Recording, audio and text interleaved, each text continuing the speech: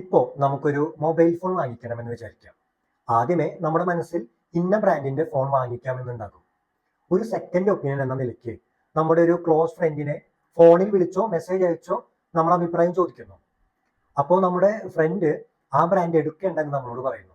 പകരം നമ്മുടെ ഫ്രണ്ട് വേറൊരു ബ്രാൻഡ് സജസ്റ്റ് ചെയ്ത് തരുന്നുണ്ട്. അപ്പോൾ നമുക്ക് സ്വാഭാവികമായും ഒരു കൺഫ്യൂഷൻ ഉണ്ടാകും, അല്ലേ?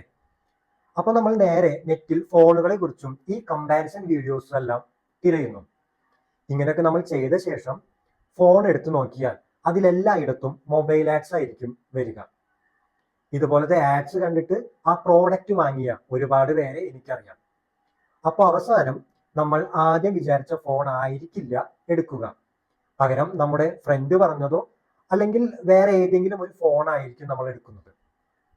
ഇതൊരു കൈൻഡ് ഓഫ് ഇൻഫ്ലുവൻസിങ് ആണെന്ന് പറയാം.